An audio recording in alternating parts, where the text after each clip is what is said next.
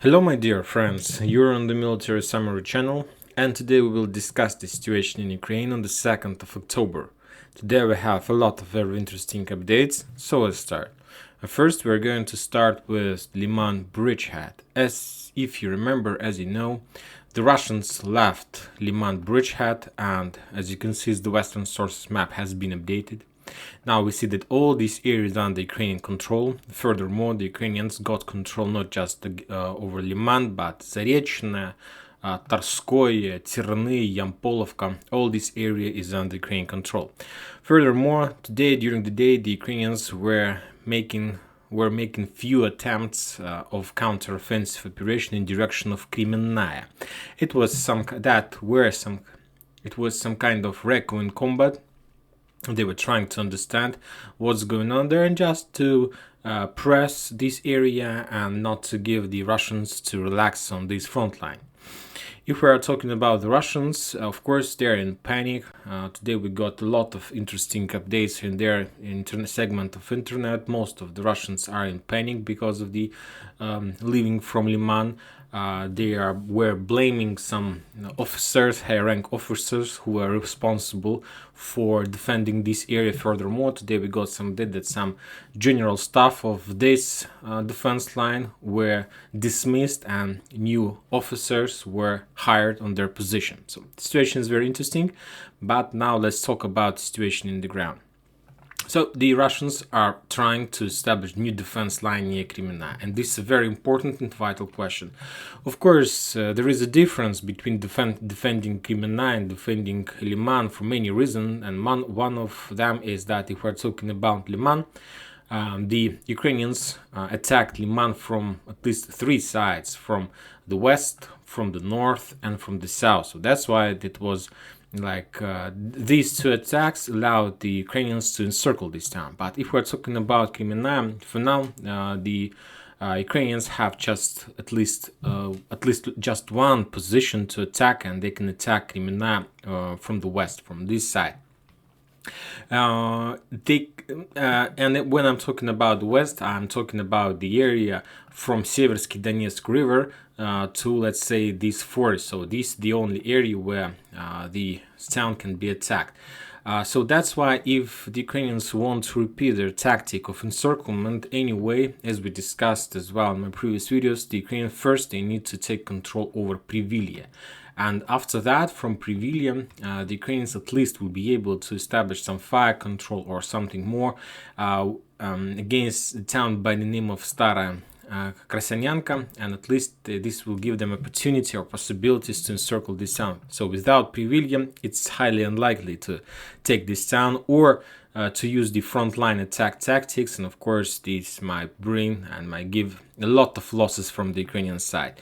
If we're talking about the north direction, there are also not everything is not so perfect as the Ukrainians think that might be, because if we take a look at this bridgehead, you're gonna see the Liman bridgehead. When the Ukrainians were moving, you can see that there are a lot of towns, and the Ukrainians were taking town by town. First they take Oskol, Krimki, Rubtsy, Karovy Yar, if you remember. Then they moved to Ovchor Yar.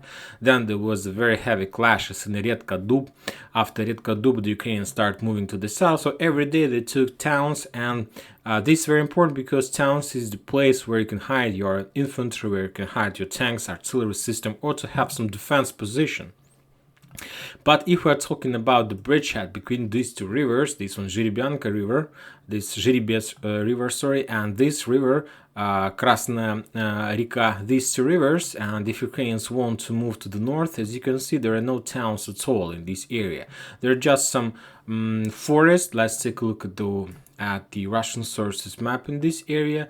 Now, as you can see, there are not much places where the Ukrainians can establish their position. Anyway, they need, let's say, if they want to move forward, first they need to cross a lot of territory, and then they need to drop their infantry, and this infantry should prepare some trenches to establish some position. So according to this map, it's highly unlikely that this walk through this area will be very easy job. But anyway, the Ukrainians still have possibilities to move along the river in direction of Nevska. So along the river to the north, and this is also an option.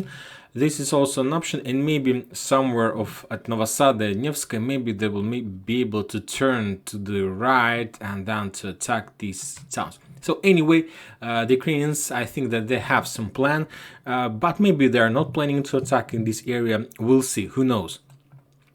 If we're talking about Liman bridgehead, Liman battle, we can say that, at least not we can say, but the Minister of Defense of Russian Federation reported that during the previous 24 hours, the Russians attacked this area with artillery, with aircrafts, with any type of weapon they have, and as a result of those attacks during the diplocate operation of their forces in this area, the Ukrainian lost around 200 soldiers killed, around 320 soldiers wounded, around 10 tanks and 25 armored vehicles. So as you can see, the Ukrainians paid big price for this bridgehead. So, and the most important thing, that they couldn't encircle the Russians in the area, and we can say that they couldn't capture the Russians, and they couldn't force the Russians to have some kind of general battle in this area. If you're talking about the Russians also paid a big price. They paid the town, this area, they left the territory, a very important bridgehead in this area. The bridgehead they used to control Slaviansk and to shell Slaviansk. And also, of course, they were wounded and killed, I believe, but nobody knows the numbers about that. The Ukrainians didn't provide this information. If we're talking about the north area, there were some changes on the Kupinsk-Dvorechye bridgehead in this area. First of all, the Russians reported that during the previous 24 hours, the Russians attacked the Ukrainian forces in small town by the name of Senkovka, and this town, and in small town by the name of Petropavlovka, these two towns. So as you can see, according to the Western sources map, town by the name of Senkovka is still the Russian control, but the Russians reported that during the previous 24 hours they were attacking this area, trying to pin down and destroy the Ukrainian forces.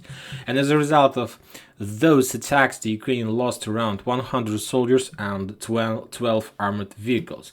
So as you can see that during the previous 24 hours, the Ukrainians, just as a result of some rocket attacks, artillery attacks, aircraft attacks, lost more than 620 soldiers and more than 47 armored vehicles all along the front line from Dvorechye towards Liman. But anyway, the Ukrainians continue moving, and I believe that they need some time to do some regrouping, to bring more infantry, to bring more forces, and after that they will be able to continue their offensive operation in the north of Lugansk region, if they will do this. Of course, if they do this, because something tells me that maybe the Ukrainians are not planning to continue doing anything on this bridgehead, for many reasons, and one of the most important reason is that the Russians, that there is something very interesting started this night at Nikolaev-Kherson bridgehead, something very interesting. So I believe that maybe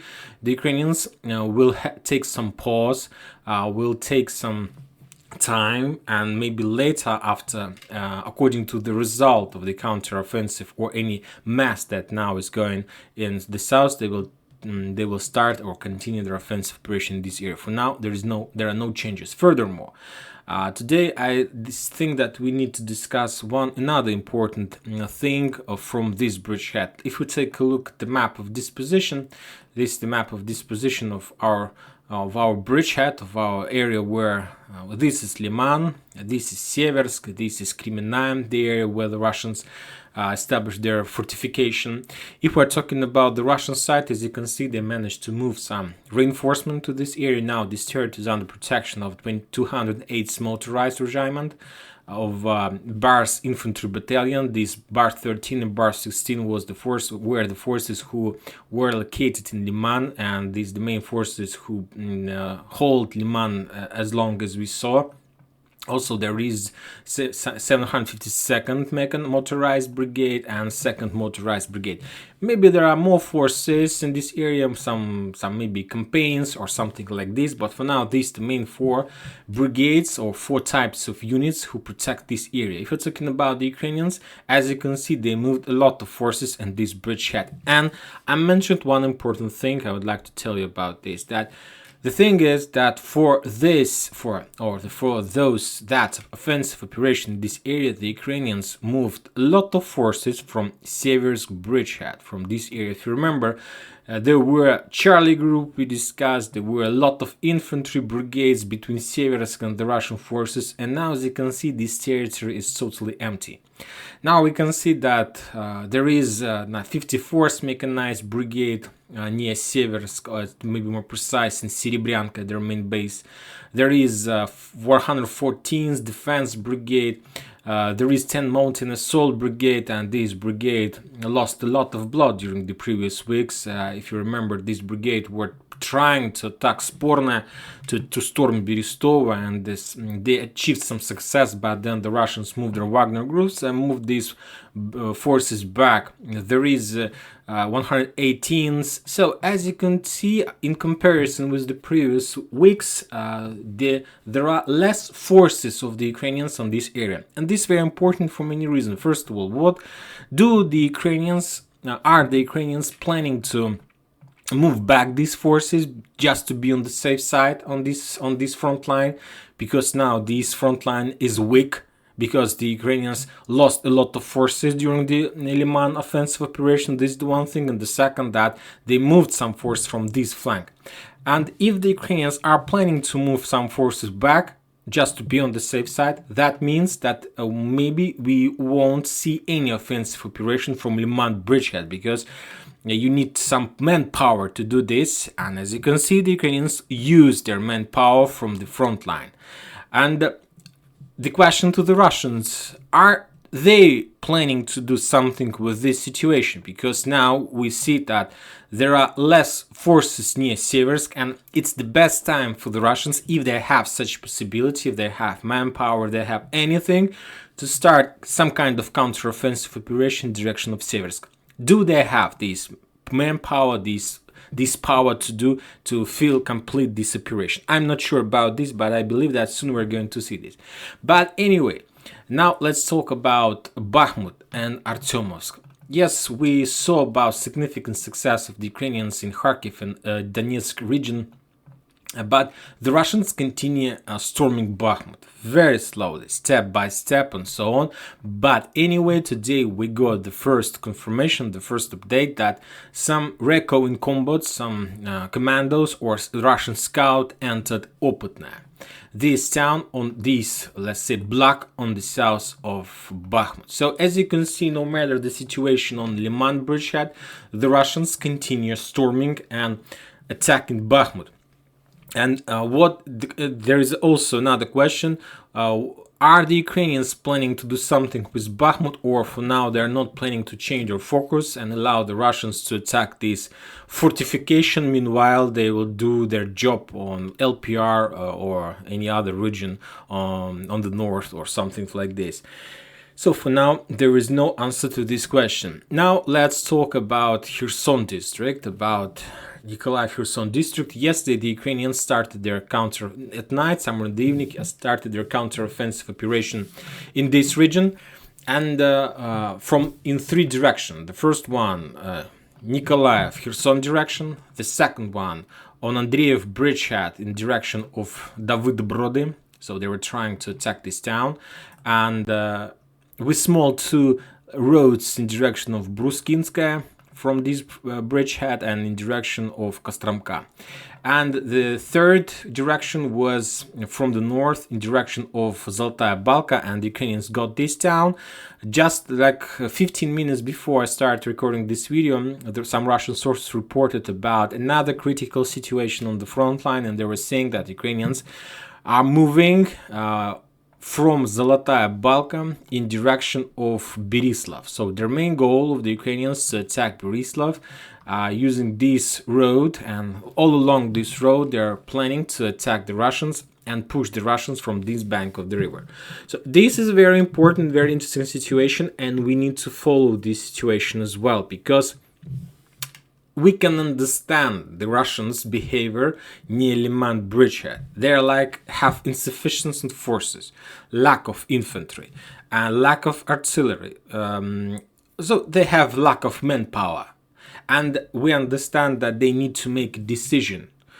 So they see that there is an offensive operation near Liman, and there is offensive operation near, or planning offensive operation on Kherson district. And they need to make a decision. They can't concentrate or to help forces in this region and at the same time at this another region. They can't do this because they don't have power. That's why they started their mobilization process. And as you can see, as I mentioned during the battle for Liman, I mentioned that the Russians haven't moved any reinforcement to this area. They were trying, and they're still trying, to solve the problems on this bridgehead just with the forces that located on this front line. They're not moving anything. They're not moving anything from the territory of Russian Federation. They're not moving anything, and it's very important, from the south. So they took a decision not to move anything there. And this is a very important question, because usually if you do such a decision, that means that you understand and you know that somewhere on other front line something is going to happen. And that happened on the Kherson district, because the Ukrainians started attack from three directions. If we're talking about Nikolaev Kherson direction, that was some kind of requiem combat. Just few regiments were trying to attack the towns in the gray zone. If we are talking about Andreev bridgehead, the Ukrainians were trying to attack David Brody, and with around 6 battalions of forces, including 2 battalions of tank battalions, they were attacking David Brody, and 2 more Ukrainian BTG were sent in direction of Bruskinska and Kostramka. These 2 towns are under Russian control, so that's why the Ukrainians moved some forces to the south with one purpose: to pin down the Russians in this area, not to allow them to move to help their forces in David Brody. But anyway, the Ukrainians were defeated in this operation, and they had a lot of losses during this operation. And the Russians are saying that as a result of this counter-offensive operation in direction of David Brody, Bruskinska and Kostramka in this area, the Ukraine lost around 240 soldiers killed, 31 tank, and 78 specialized armored vehicles. I believe you saw a lot of videos how the Ukrainians were moving along these fields with convoys and columns of their armored vehicles, tanks, and then the Russians start artillery and shelling. So I believe that this is very truthful information. So that at least on this bridgehead, the Ukrainians were defeated, but the Ukrainians managed to achieve some success in Zolotaya Balkan. And today we got a very interesting update from this area as well. And the most important part that I mentioned, that the Russians, they didn't, this is the second area where the Russians decided not to stand till the last Russian, or we can say like the Ukrainian decided to fight till the last Ukrainian. The Russians decided not to do this. Furthermore, today we got report that as soon as the Russian forces in Zolotaya Balka, Shevchenko, in this area mentioned the Ukrainians, they took a decision to retreat from this area immediately, and they fell back from this area towards more reliable position. So as you can see, and this is a very important tactic that the Russians decided to use during this let's say buffer period before mobilized forces are going to come on the territory of Ukraine. The Russians uses Mongol tactic of battle. They are running away from the Ukrainians no matter how much territory they are able to take. You see that Ukrainians have 1 million army. I'm not talking about the army that locate on the front line. I'm talking about all police or the armored forces that also on the border with Belarus and towns and Kiev, everything. And the Russians just have 250,000 armors, approximately, something like this. And we understand that the main goal for the Ukrainians on this stage of war, special operation, to capture the Russian army, to freeze them, to pin down, to encircle them, and to destroy, because they have a very big number, a very big force, big army in comparison with the Russians. And if we're talking about the Russians, they understand that it's not the best time to fight like wall on wall, town and town, trenches and trenches with the Ukrainians. The only thing they can do, they need to run away from the Ukrainian army. They need to fall back, and then they need to cover the territory with artillery. Then they need to fall back again and to attack your enemy with artillery. Then again fall back and to attack with artillery. And this is the thing that the Russians did in Liman bridgehead. I believe that soon we are going to receive some numbers about the Ukrainian losses on this bridgehead. So the Russians they don't want, and this is very clever decision, by the way. We understand that the Russians are losing territories, but the most important, they are not losing army. But if we're talking about the Ukrainians, yes, they're obtaining new territory, totally ruin their territories where they are not able to bring gas, electricity, roads, supply, products, and so on. Because it's impossible right now, highly unlikely they are able to do this. From the other side, they're losing their soldiers, and the ratio is not 4-1. The ratio is much higher in this case. I can't tell you the real number, I don't want to speculate on this topic, but anyway, we see this.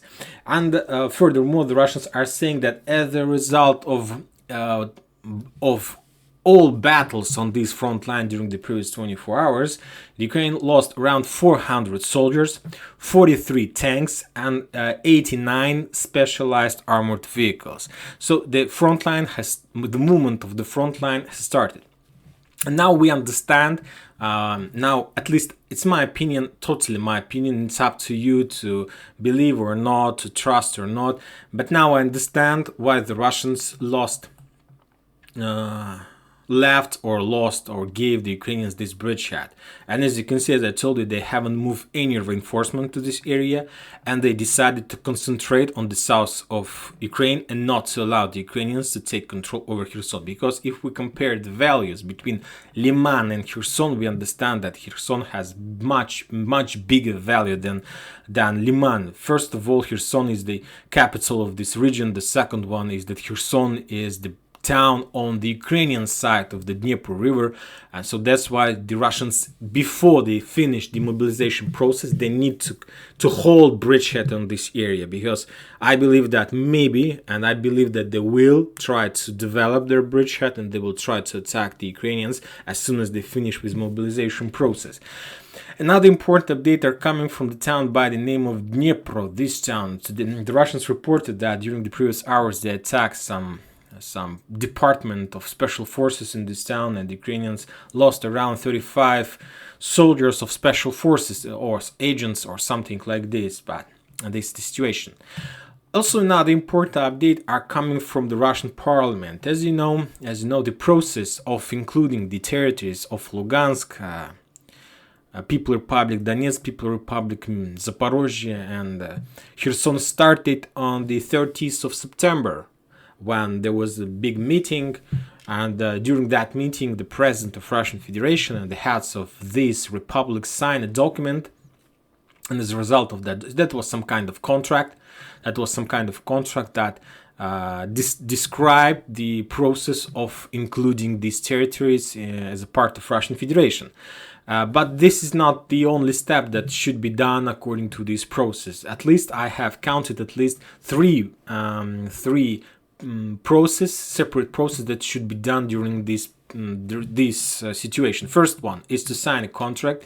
Then the Russian judges, like the most highest judges in the Russia, should review this contract, and they should tell that the contracts are fine and everything is okay. There is no legal problems or issues in this contract, so we allow you to complete this procedure. And after that, the Russian parliament should adopt important laws. So today the Russians finished the second stage of this adoption, that the Russian judges, they haven't seen any problems with this contract, and they allow this procedure to complete. Furthermore, they gave some explanations, a very important explanation, and they told these Russian judges that all these territories should be included as a part of Russian Federation in the native borders according to the date when these regions were created. This is a very important thing, because according to this wording, that means, if we're talking, let's say, about the Zaporozhye region, this region was created in 1939, so almost like 100 years ago, right? 8 years ago. And this region was created in 1939, and Zaporozhye, the capital of this region, was the part, and it's this town still part of this region. So according to this wording, that means that Zaporozhye also is considered as a part of this area, and Zaporozhye, from this wording, became a part of Russian Federation. As you can see, there are no Russian forces there at all. The same situation about Donetsk People Republic, Lugansk People Republic, and so on. So that means that Liman was taken by the Ukrainians during the first 24 hours, but from the Russian laws and their adoption, this town is part of Russian Federation, or will become on the 5th of October. Because on the 4th and 5th of October, the Russians are planning to adopt every necessary laws, and after that time, these towns, this territory is going to become a part of Russian Federation.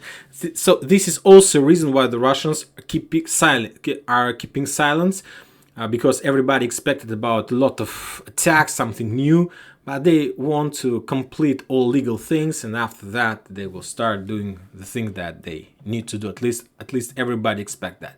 Now let's take a look at the Russian sources map on the Kherson bridgehead, Kryvyi Rog bridgehead. As you can see, the Russian source map has been updated immediately.